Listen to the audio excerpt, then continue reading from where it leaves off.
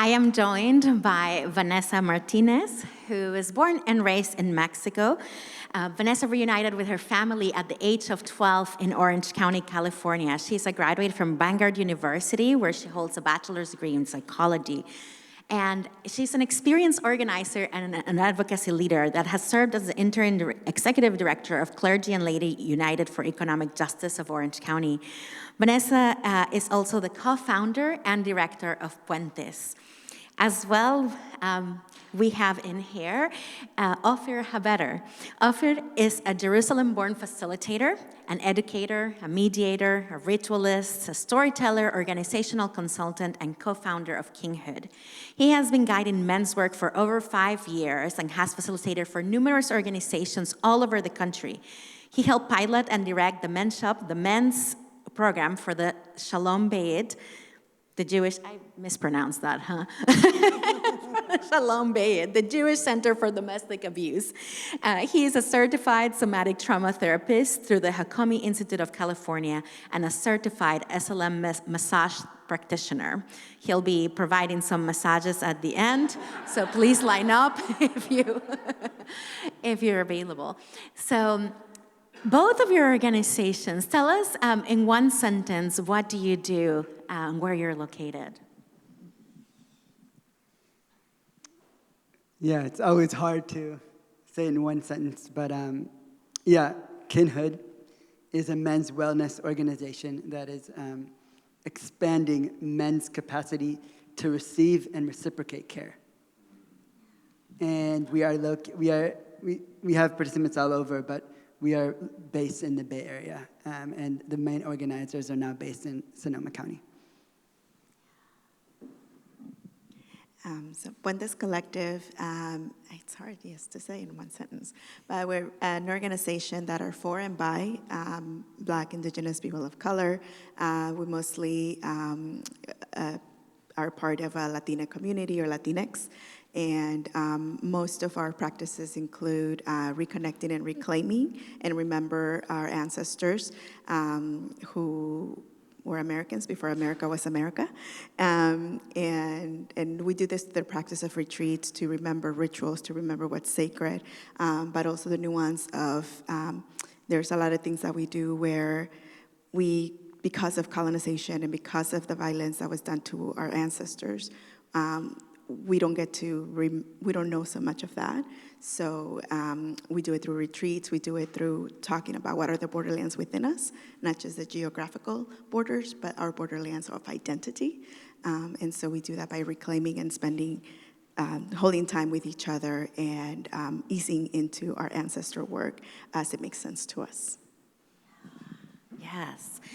There's beautiful communities that you're creating. And earlier this morning, Dr. King spoke to us about how healthy spiritualities are about giving identity and narratives. And it's not just any identity or narratives, but actually those that are connected to the pursuit of love, or that are connected, oriented towards love. And you both are creating those kinds of communities of belonging around rituals. A lot of what you both do is curate these rituals for your communities. So talk to us about the role that rituals have in connecting us to love and belonging. How do rituals connect us to love and belonging? It's interesting. I was reading earlier as the first panelist came up. There's a Nahuatl song called Xiquiyawa in Xochitl. And, there's, in the Mexica culture, art, poets, artists were the sacred ones, were the ones that could traverse between the real world and the spiritual world. So there was a sacredness, and so there was sacredness in the art. And so Xiquiyawa, Xochitl means flower or flor.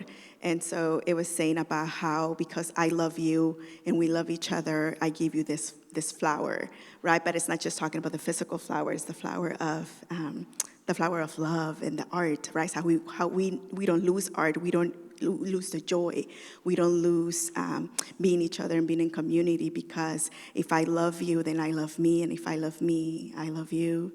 And so a lot of those practices of practicing love is, how do we have love for ourselves? If we don't love ourselves, it's very difficult to love other people. And it's not selfish, it's not a selfish love, right? That if I love me, it is my duty and my command to love you because I see my reflection. So in Spanish we talk about, eres mi otro yo, you are another me. So there's power in the love is how do I practice love with myself for myself so that I can practice love for my siblings. So your rituals help you do that as you come. You're giving each other like that power of recognition of seeing each other, even in those spaces that you're curating. Yeah. Yeah, I have two-part answer to this question. The first one being that actually so much of our daily life in this culture takes us outside of belonging. And so in order to create a space to remember that and return to that, then ritual is helpful and it kind of creates another kind of space that we can drop deeper. And Kinhood, the main organizers, are Jewish, even though a lot of the participants aren't Jewish. And for me, there's a lot of medicine in the ritual that, like I receive medicine from many other cultures in their rituals and practice, And so one of those rituals that the Jewish practice has to offer is called Shabbat, the Sabbath. And most of our in-person retreats are on a weekend, and so it revolved around Shabbat. And so we really integrate the practice of Shabbat into it because actually it has so much medicine in the work of healing, like conditioning around masculinity. Because Shabbat is an invitation to rest, to go from a scarcity mindset to an abundance mindset, to go from being broken to being whole. Like we're going from being human doers to being human beings because we already are enough as we are. And there's so many rituals that bring us there and connect us also to all that we're in relationship with, all the elements and spirit. And so it's a really beautiful grounding framework for the work that we're trying to do. And to bring the participants into that ritual really helps deepen the work that we're trying to do in culture healing. I love that, like going back into that place of wholeness through these rituals. So both of you also are really into altars, like altars is what your organizations are curating. And I love what was said in the Kinghood video. I think it was Ben who's sitting right there who said that, the altars are representations of disparate things that are coming together. And so how is this a metaphor for the work that you do? Bringing what doesn't belong together.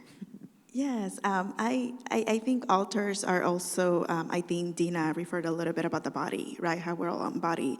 And I feel like altars, it is that remembrance, how you remember. So if you break out the word, you remember. There's sometimes because of colonization, because of violence, or because even our own dysfunctionality, because of capitalism within our family trees, we become dismembered. And altars serve to remember, we're reconnecting as members. And so it's not just our biological and blood family, but also, our kinship and our siblings and our family as the world, our human family, but also plants and creation. And so altars are that representation where we bring nature. Things that in a colonizer mind or in a capitalistic mind don't belong, but we belong to each other, we belong to one another, and we belong to everything. And the land, doesn't belong to us, we belong to it. And it is a sibling and it is a relative. So putting flowers, putting incense, we're bringing various elements, water, fire, food, and we're not just doing it for us in the living, we're also calling our ancestors to come and see, look what we've done, look how we're remembering you, because even though you're physically gone, you're still part of our body. So beautiful. Yeah, and just to add to that, because I do really think that so much of the altar is bringing, so we can see all that we're in a relationship with and a lot of the things that we've been dismembered from to remember. And in terms of being a metaphor, so much of the work that we do is creating a space where men can like bring in all their exiled parts and return into wholeness. Through so many parts, through conditioning, that the vulnerability, intimacy, emotion, all these different things that we're taught were not okay, didn't have space. So the altar, our altar is like expanding again the possibility of all that we can be in relation, both internally and externally. Yeah, that's beautiful, an opportunity to bring those parts that were called not acceptable. And I remember you sharing how you're changing how people, how men are conditioned to be competitive, but instead you're changing that to be a space of collaboration and a space of being together. Yeah. Well, many times we want spirituality to be very formalized, and we think that it only belongs to institutions. But you are serving a lot of young people who function outside of those structures, and you're creating containers for them to have that spirituality and those spiritual experiences outside of traditional congregational spaces.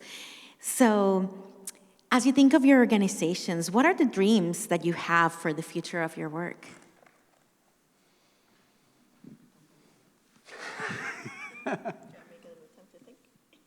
Yeah, I'm still. Do you have any? Yes.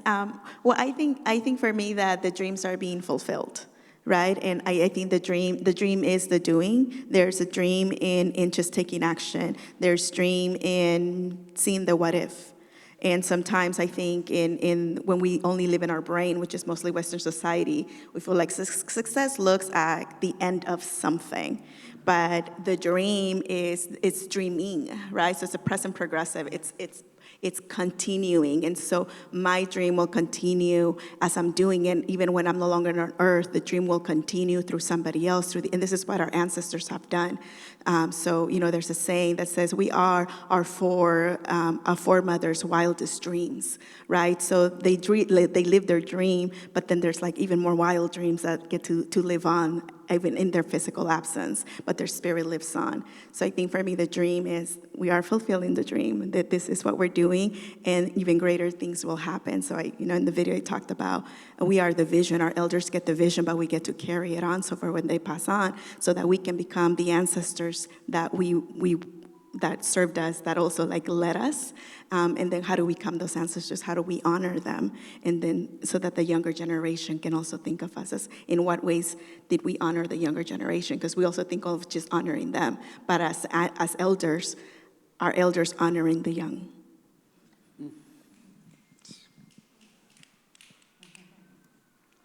Loving all these answers. Yeah, I think that, I love that, it's dreaming itself, I think that every time we do something, every time we do a course, every time we do a retreat, every time, we bring people together, what the next step illuminates itself.